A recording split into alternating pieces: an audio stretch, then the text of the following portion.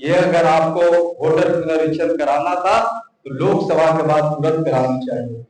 आप कराते, 1 साल का समय रहता। हम लोग नहीं कहते हैं कि फर्जी वोटर कोई वोट डाले, लेकिन फर्जी वोटर अगर है तो उसको हटाइए।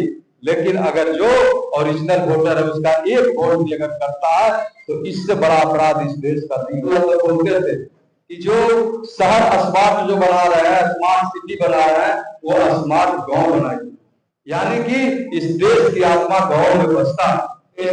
जो हमारे डबल इंजन की सरकार है, सही लोग बोले, ये लोग 20 साल से शासन करके भाई गूंगे बहरे की सरकार हो गई है।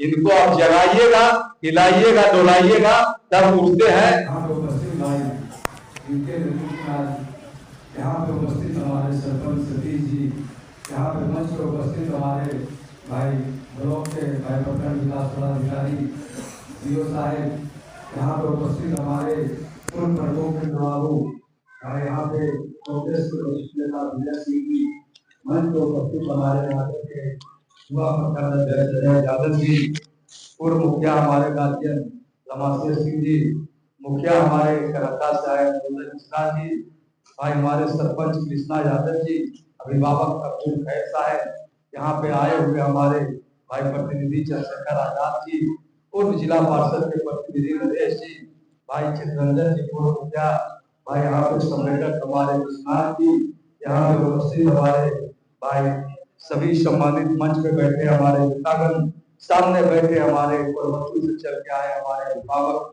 अशोक बाबू, यहाँ पे भाई पवन जी, दिलीप बाबू, सियाराम जी और हमारे वीरेंद्र जी, हमारे मुखिया तपस्या मनोज राठौर जी मुखिया प्रतिनिधि, और सभी हमारे भाई रविंदर जी जो कमलदा से चल के आए हैं, और इस पंचायत के सभी सम्मानित हमारे जो गार्जियन अभिभावक और सभी सम्मानित हमारे जनता, सभी को मैं आप लोगों को, क्योंकि नाम लेने में तो भाई आप समझ रहे हैं कि तमाम हमारे सभी लोग परिचित और सभी लोग भाई जन जन तक हमारे दिलों में बसने वाले तमाम इस मंगरामा पंचायत के जितने भी हमारे गार्जियन अभिभावक और हमारे मुख्य अतिथि के साथ साथ चल के आए, और हमारे बैंक के डायरेक्टर महेंद्र यादव जी, जिनकी पत्नी अभी हैं पूर्व डायरेक्टर, और तमाम जो यहाँ पे उपस्थित सभी को मैं 15 अगस्त का आप लोगों को हार्दिक अभिनंदन करता हूँ, वंदन करता हूँ, स्वागत करता हूँ। आज का दिन आजादी का दिन है,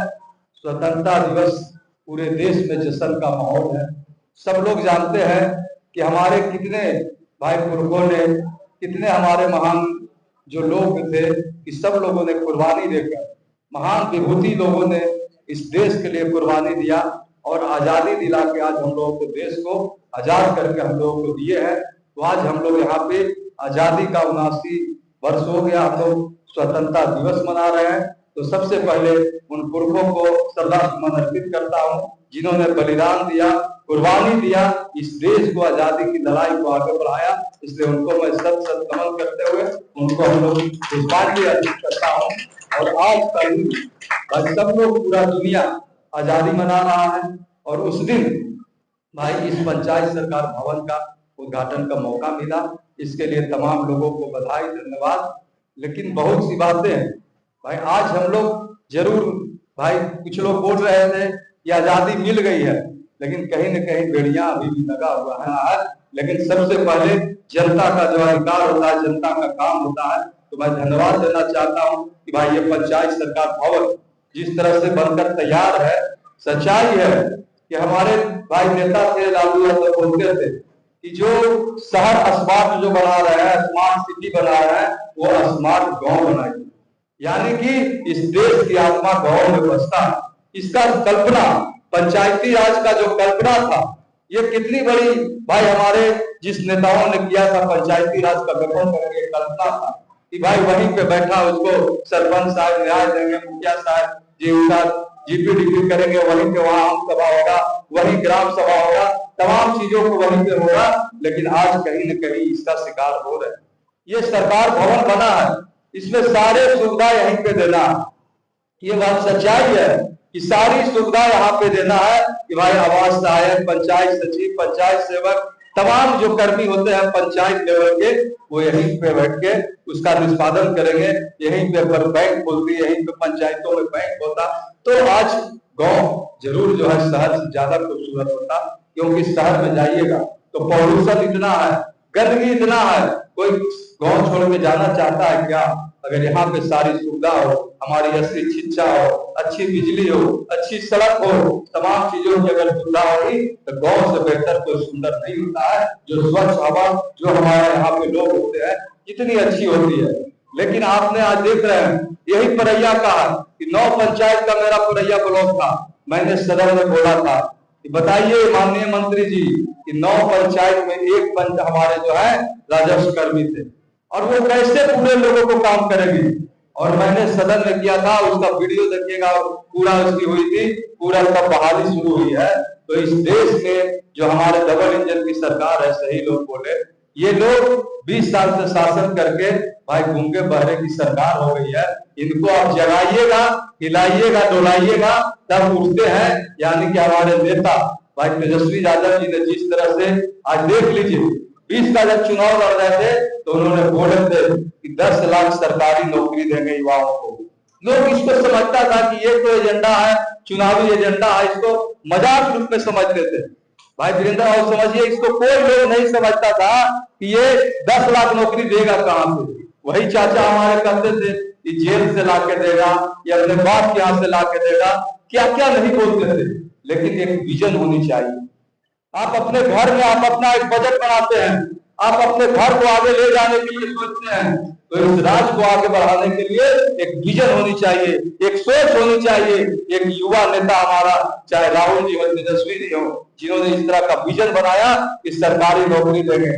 और इन्होंने जब भले ही सरकार तो जनता बना दी थी, जिस तरह से आज देख रहे हैं कि चंडीगढ़ में वोटों की चोरी हुआ, उसी तरह से बिहार में भी जो है 10-12 सीट हम लोगों को चोरी करके 12 वोट, 17 वोट, 100 वोट से हरा के आवाज हम लोगों को सरकार से वंचित रखा गया। लेकिन जहां थे उस चर्चा के वहां मन नहीं लग रहा, फिर वही आके बोले कि हमको वहां मन नहीं लग रहा, आप ही के पास आएंगे। तो हम लोग उसके गवाह हैं कि सारे विधायकों को विधायक दल की बैठक बुलाया गया, तो एक ही स्वर में था कि जो हमारा एजेंडा है कि 10 लाख सरकारी नौकरी, मतलब 10 लाख सरकारी नौकरी सभी को देना है। अगर वो मानते हैं तो समर्थन दीजिए, और नहीं तो उनको कहिए रिजाइन करके वो अपना गद्दी छोड़े। तो उन्होंने स्वीकार किया, तब रिजाइन करके आए, और आज माता रानी देवी जी को आशीर्वाद दिए और हम लोगों ने साइन करके उनको समर्थन दिया और सरकार बना।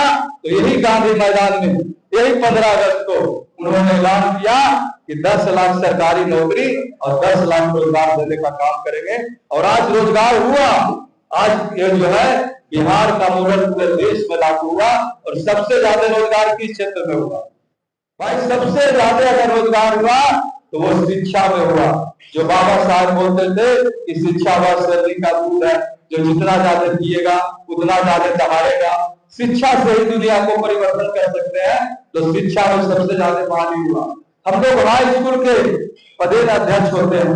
हमारे विधानसभा में 37 पंचायत है। आज सभी पंचायतों में उच्च विद्यालय था, लेकिन जाते थे तो कहीं भवन है, तो कहीं आप देख लीजिए कि वहां पे भवन बना हुआ है तो टीचर ही नहीं है कोई। अगर टीचर कहीं भोग से मिल गए तो भवने नहीं है। अगर नहीं तो बच्चे कहाँ पढ़ेंगे? भाई पेड़ के नीचे पढ़ेंगे। आज देख लीजिए हम लोगों ने बगल में भाई इसी पंचायत का हाई स्कूल का उद्घाटन किए, बगल में तपस्या भी बनकर तैयार है। तमाम जगह तो हमारे नेता का विजन था कि दुनिया का परिवर्तन का हथियार है शिक्षा। तो सबसे पहले शिक्षा के क्षेत्रों में काम करेंगे, और 3.5 लाख शिक्षकों की बहाली हुई। और वो किसका बेटा किसका बेटी पढ़ेगा? आज जाके देखिए उस विद्यालय में, तो एक विद्यालय में 14, 16, 17 लोग वहां पे पढ़ते हैं, हमारे टीचर बैठे हैं। सभी विभाग का अलग अलग है। लोग कहता है भाई ये बताइए कि अगर 3.5 लाख टीचर हुआ तो किसी को जात का हुआ क्या? कोई पार्टी का हुआ क्या? कोई दल का बहाली हुई क्या? बताइए। आज हम भी यहाँ पे बोल रहे हैं, तो मेरे भी एक शादी हुई टीचर, एक हमारी भरपूर हुई टीचर, यानी कि कोई ऐसा गांव का नहीं देखिएगा कि 5 लड़के 10 लड़के वो भाग नहीं गए, शिक्षा में वो नहीं आगे बढ़े। तो ये हुई आपका परिवर्तन। जैसे आज हमारे नेता बोल रहे हैं कि हम लोग माई बहन मान योजना लाएंगे, 2500 रुपया गरीबों के खाता में देंगे। लोग बोलते हैं रुपया कहाँ से आएगा, बजट कहाँ से आएगा? बिजली फ्री। आज हम लोग को किसानों की बिजली मुफ्त की जरूरत है, लेकिन यहाँ स्मार्ट मीटर लगा के लोगों को, गरीबों को खून चूसने का काम किया जा रहा था। यह स्मार्ट मीटर जिसको हम लोग हमारे नेता बोले थे, हम लोग ब्लॉक पे धरना दे रहे थे, बोले इतना बढ़िया काम कर रहे हैं, इन लोग काहे धरना देता है। आज पेंशन देखिए 400, क्या बताइए 400 में कुर्ता या धोती भी होगा एक गरीब का, लेकिन नेता जब बोले 1500 पेंशन देंगे, 200 यूनिट बिजली फ्री देंगे, यही सदन में बोलते थे कि 200 यूनिट बिजली फ्री का मतलब इससे बड़ा पाप हो ही नहीं सकता, लेकिन फिर यूट्यूब हमारे चाचा क्यों नहीं, फिर आज 125 क्यों फ्री दे रहा है, पेंशन 400 से आज 1100 क्यों दे रहा है। तो एक विजन, एक सोच जो हमारे युवा लोगों को दिल में जो सोच है, जिस तरह से गुरुआ विधानसभा में भी हमने वादा किया था 20 के विधानसभा में कि हर गांव को हम लोग पक्की सड़क से जोड़ने का काम करेंगे। सबसे पहले जब आप परैया में रहते थे, आज भी इसी पंचायत में देख लीजिए, वार्ड से आप बगाही नहीं जा सकते। क्या स्थिति थी, ये वैसे ही पूरे परैया का एक एक रोड का स्थिति था। शायद 10 साल जिनके लोग यहाँ पे थे भाई, 10 से 15 2 टर्म लोग हम लोग थे, कहाँ रोड बनाए, कहाँ था, हम नहीं कर सकते हैं। आप देख लीजिए, हम लोग सकवा से आते थे बड़ेला, बरसात में नहीं आ सकते।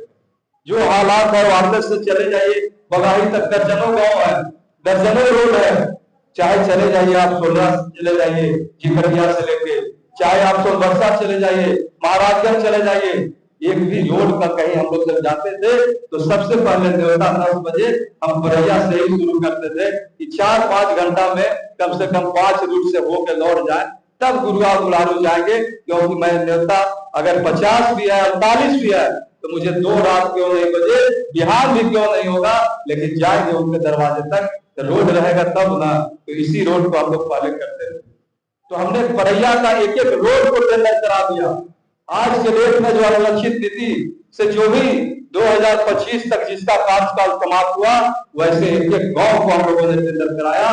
जो आप वार्ड से चलिएगा तो बगाही तक, चाहे वो फुरोरिया गांव में भी हिल रहा है, वह भी रोड का टेंडर है। चाहे मंझौली जाइए, देवलिया जाइए, इटवा जाइए, अगल बगल जो हमारा शाखा है A to Z वार्ड से लेकर बगाही तक के रोड बनेगा।